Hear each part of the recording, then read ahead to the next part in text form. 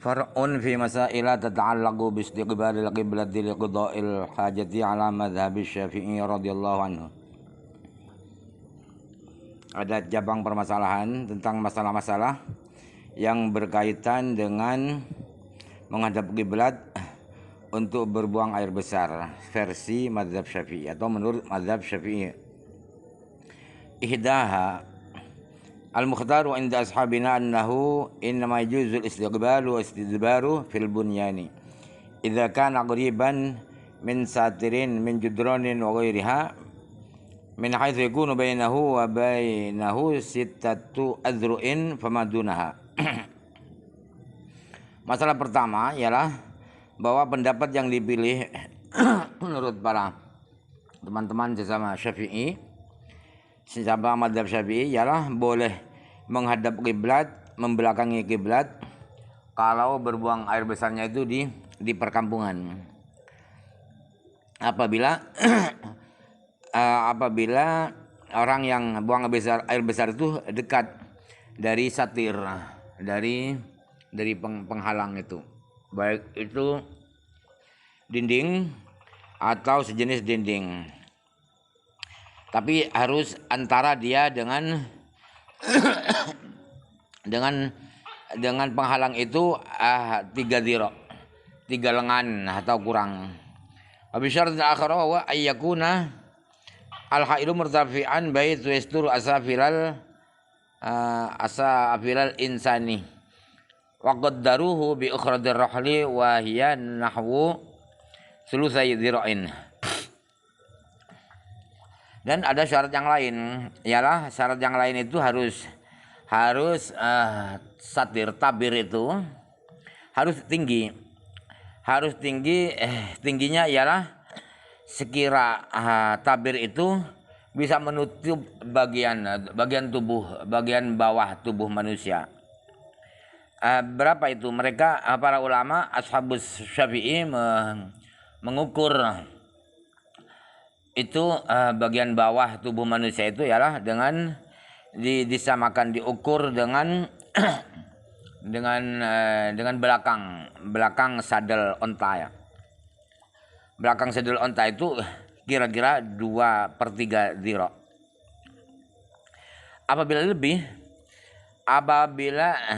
Salah ya.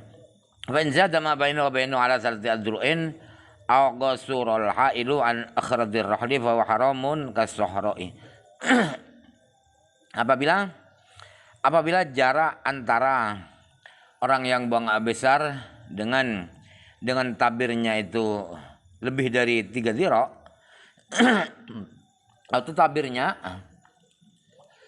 tabirnya itu ke atas itu terlalu pendek kurang daripada belakang sadel onta itu 2/3 dhira' itu, maka haram menghadap kiblat di perkampungan itu, sama dengan di tanah yang lapang. Illa idza kana fi baitin bunya lidzalika fala hajr alaihi kaifa kana.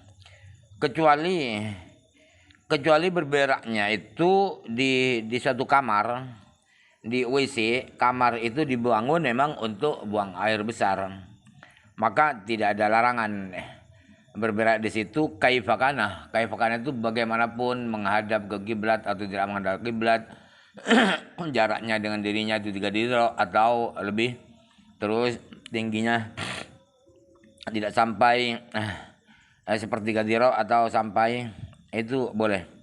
Qaulu walau kana fi sahra'i tatasattar bi syai'in 'ala syartil madhkuri zalat tahrimu fal i'tibaru bi wujudi satiril madhkuri wa 'adamihi. Para pengikut mazhab Syafi'i berkata, apabila orang itu berbuang air besar di tanah lapang yang tidak ada bangunan selain perkampungan, kemudian dia menutupi dirinya dengan sesuatu memenuhi syarat di atas, maka keharaman sudah hilang. Jadi parameternya, itibar itu ukurannya, parameternya adalah ada satir apa tidak. Ada satir yang jarak dengan dirinya itu 3 dhira, kemudian tingginya 2/3 dhira, apa tidak? Jadi fayahillu fi sahra'i wal bunyani biwujudihi. Maka buang air besar di tanah lapang di perkampungan halal dengan adanya satir. Wa yarhumu bima li'adamihi, dan haram berbuang air besar baik itu di perkampungan atau di tanah lapang kalau tidak ada satir. Wa hadza huwa sahihul masyhur inda ashabina. Pendapat inilah yang benar, yang masyhur menurut teman-teman kami sesama mazhab Syafi'i. Amin ashabina man i'tabara sahra'a bil bunyana mutlaqan. Di antara teman-teman kami ada yang membuat parameter yaitu tanah lapang dan bangunan secara mutlak, baik ada asatir atau tidak ada satir, 3 dhira atau tidak dhira, walam ya'tabiril halah, dan dia tidak mengukur, tidak mempertimbangkan tabir. Maksudnya tidak mempertimbangkan tabir begini, fa abaha fil bunyani bi kulli halin wa haruma fis sahra'i bi kulli halin. Nah, ulama yang ini boleh memperbolehkan buang air besar di bangunan dalam keadaan apapun, jaraknya 3 dhira atau tidak atau lebih jauh dari 3 dhira. Terus ada jaraknya, terus panjangnya sampai 1/3 atau tidak, pokoknya tidak apa-apa, yang penting di perkampungan. Kemudian ulama yang ini haram secara mutlak di tanah lapang.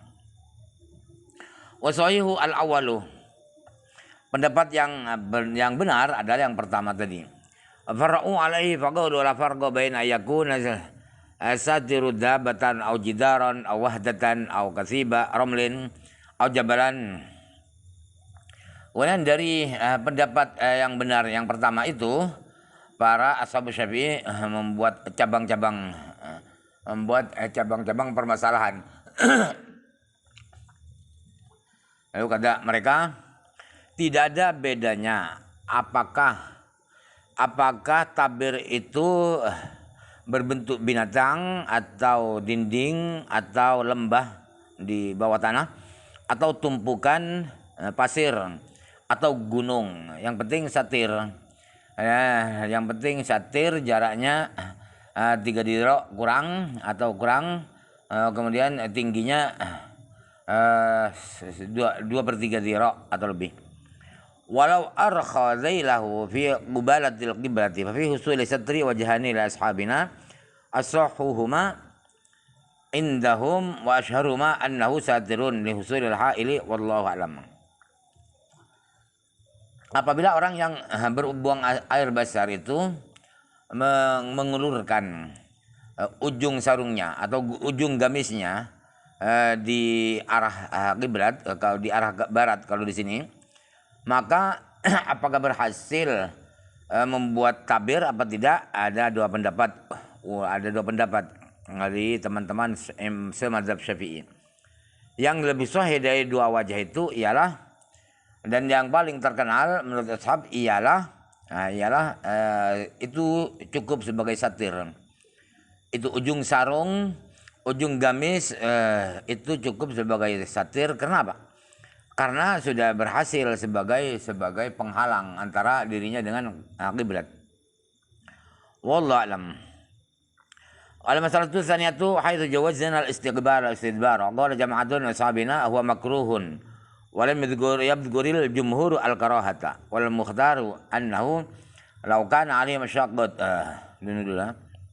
Masalah yang kedua ialah ketika kita sudah memperbolehkan menghadap kiblat dan membelakangi kiblat karena memenuhi syarat-syarat di atas, maka ada beberapa teman-teman kami sesama mazhab Syafi'i berpendapat itu makruh, walaupun menghadap, walaupun tidak haram, makruh. Tetapi mayoritas ashab Syafi'i tidak menerangkan itu adalah makruh. Wal mukhtaru annahu law kana 'alaihi masyaqqatun fi takallufi at-taharrufi an qiblati fala karahata. Wa lam takun masyaqqatun fal aula tajannubuhu lil khuruji min khilafil ulama'i. Menurut pendapat yang dipilih oleh para ulama ialah apabila orang yang mau buang air besar itu tidak kesulitan untuk memalingkan dirinya, berusaha memalingkan dirinya dari kiblat menghadap selatan atau ke utara, maka tidak makruh. Apabila kesulitan karena terlalu sempit misalnya WC-nya, kesulitan untuk berpaling dari kiblat, maka tidak makruh.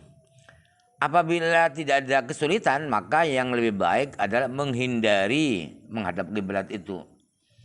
Kenapa? Agar menghindar, agar keluar dari khilaf ulama yang mengatakan makruh. Wala tutlaqu alaihi al-karahatu lil hadithi sahihati fihi. Dan kemakruhan menurut pendapat yang mukhtar yang dipilih ini tidak dimutlakkan. Artinya mutlak, baik sulit atau tidak sulit tetap makruh. Sulit menghadap ke selatan atau tidak sulit makruh, tidak begitu, karena hadis-hadis yang sahih ada tentang ketidakmakruhan itu. Al-masalatu salisatu.